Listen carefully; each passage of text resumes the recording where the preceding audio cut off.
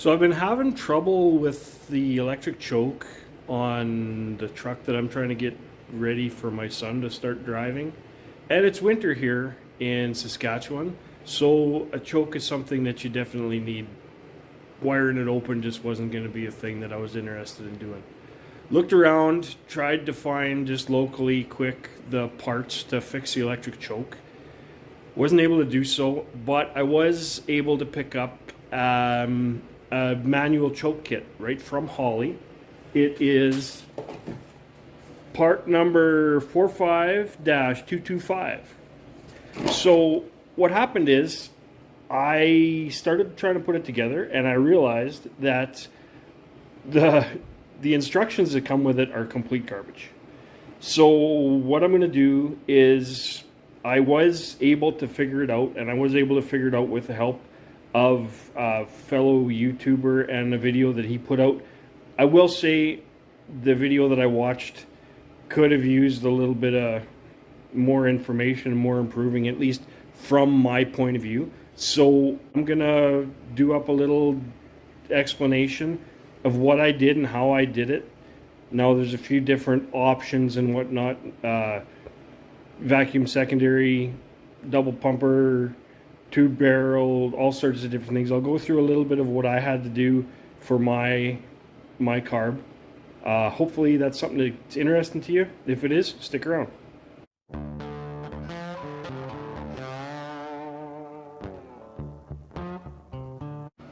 Now the carb I'm doing this to is 670 Vacuum Secondary. They call them a Street Avenger, but it's just a nice little 670 CFM Vacuum Secondary carb. It's been good to me.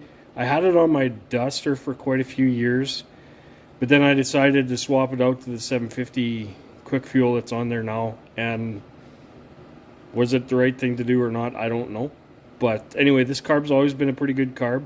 But I do know I've always had just a little bit of trouble with the electric choke on this thing. I've used other Holley electric chokes with no trouble, so I don't know what it is about this one. But I don't know if you're going to be able to see here or not. This plastic arm is all beat to shit, and I think that's maybe what kind of made it sticky and not want to do what it wanted to do.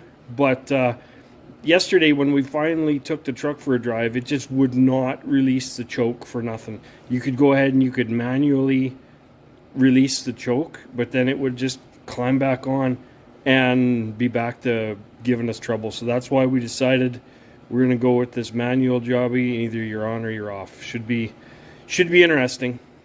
Now the first thing I did is I pulled this electric choke right off of there.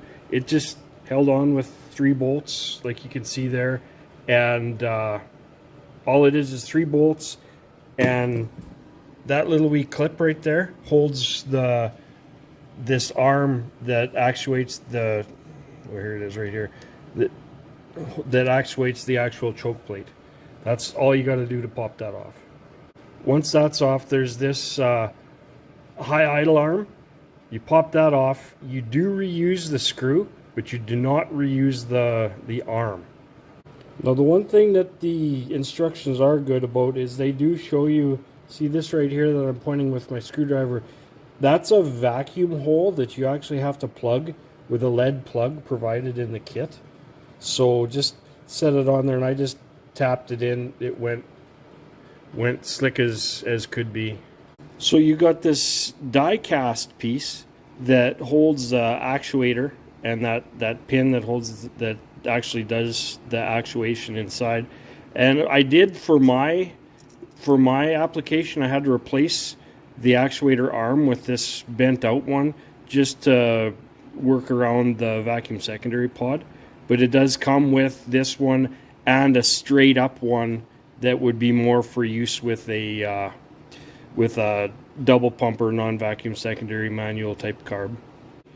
This little hole here right by my thumb, that's actually what attaches to the choke plate actuator rod. So just keep in mind that. This is where I really started to notice that the instructions super sucked, and I was able to figure out what I needed from that other video. I'll link that other video somewhere just in case it might help you, and just as a thank you to the guy that put it out there for the world. So here I got this in my hand. I got these 2 screws in, and what I've got to do is I've got to slide this so that the pin can fit in that loop, but it also has to hold this spring-loaded deal, and you've got to get it all together. See, this is the part that I didn't think that other guy did a very good job of, and now I guess maybe I'm understanding why. Okay, there we go. So that's the way this has got to go. If you see that, this pin, as this actuates, it slides that forward. This hole here is what hooks onto the choke plate actuator rod. So this is the way that that's got to go. It's not as easy as all that, but it's actually not that hard once you've done it. It's just not super easy trying to do it and record yourself doing it. But looks like we got her done. Definitely make sure the arm, this is the arm that the actual choke cable attaches to. Make sure that arm is all the way to this side, so it's sliding this way, and it makes the whole thing a whole lot easier to do. Okay, so this part I'm really struggling with. I know how to do it. I had it together, but basically what you've got to do is get this arm that actuates the choke plate into this little hole, and then get everything set down into place, which should be easy. Maybe for other people it will be easy, but for me and these sausage fingers it is not. So bear with me. Oh, we might have it this time, as long as the whole thing doesn't fall apart. Yes, we have it. Now if you see that, the arm, the actuator arm is right there, and when you pull that back, it slides back. When you pull it forward, it slides forward. It's not working 100% right now because the screws are not in place to hold it, but let me get that part handled.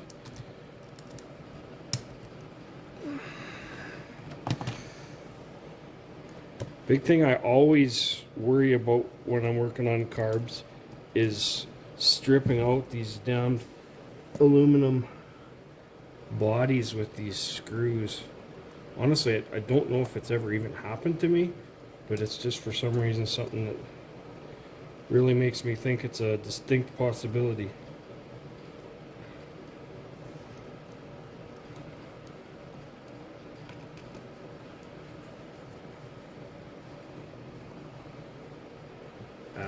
You know what I did?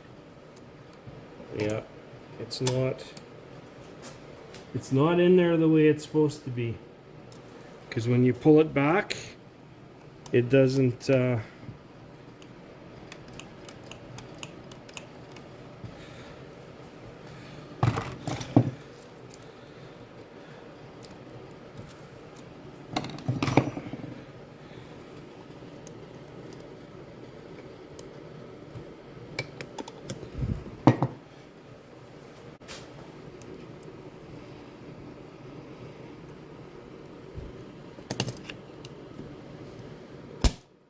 there we go.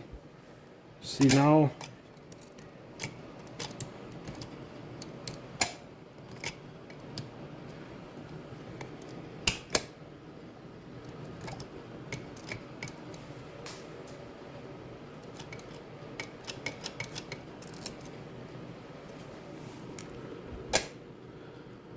so what we got to do is move this forward, get this up, and get that little keeper in there. Now once that keeper's in there,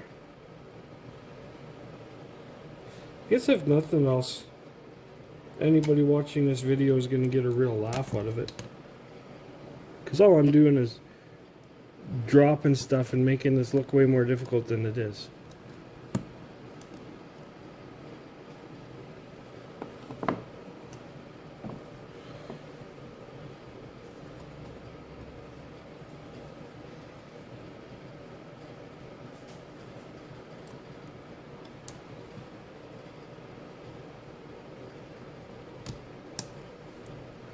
Okay, now this next part, which is another part that was really not done well, actually really not done at all in the instructions, is you see you've got this little spring, and this is the arm that captures the high idle cam.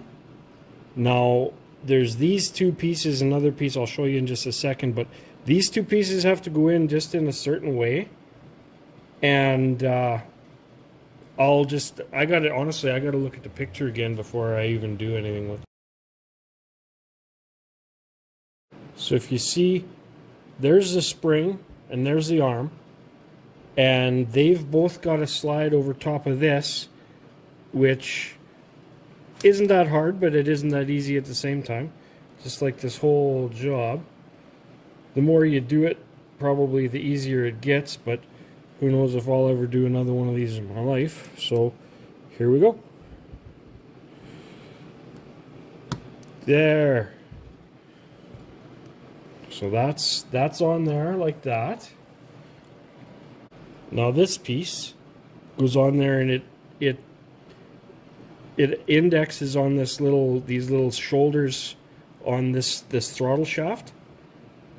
So that you just slide it on just like that there.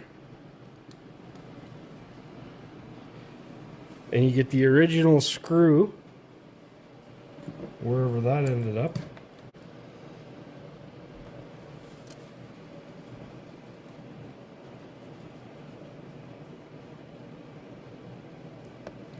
Now the first time you put that on there, it goes on a little snug, but the screw pushes it on nice and snug, and it fits really, really well.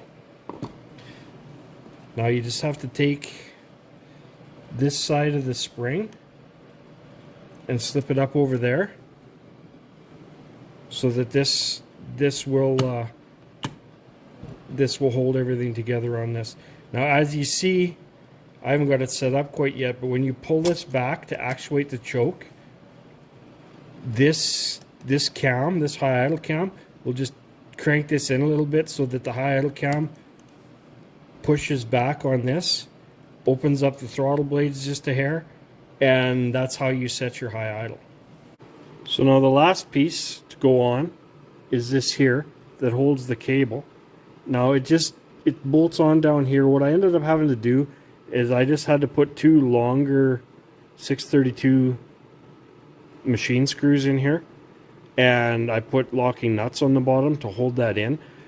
I do believe if you don't have this plastic lid on here, I do believe you can probably mount this to the top of the lid and make it a little bit simpler installation. But that's one of them things when you buy a kit that's designed to fit a whole bunch of different carburetors, you kind of got to use your head a little bit and figure out what exactly you need for your application. So there it is. Not sure if you're going to be able to see this or not. The cable attaches to here and then comes up to here, pulls this back, slides this up to close that, and also the cam actuates this, just opening up your throttle blades that extra little bit to give you that high idle when you're full open. Now if you notice, as you're letting your choke off, it's going to let off the high idle while retaining full choke until you get to about here, and that's when you're going to start to let off, and that is full open. So hopefully that helps somebody. It's definitely not a difficult job, but you kind of got to be able to see everything the way it needs to be together before you can really put it together. Well, there it is. Hopefully it helps you somebody somewhere, because like I said, when I looked at those Holley instructions, they did me virtually no good. I thought, okay, well, I'm not that sharp. Maybe I can try and find a exploded view diagram on the internet. I didn't look super hard, but there wasn't anything that was really showing me what I wanted to see. So hopefully the video I took, and I may even add a couple still pictures in there just for reference, but hopefully this helps somebody out there. I know it's certainly something like this would have helped me a whole bunch when I first did it. Thanks for watching.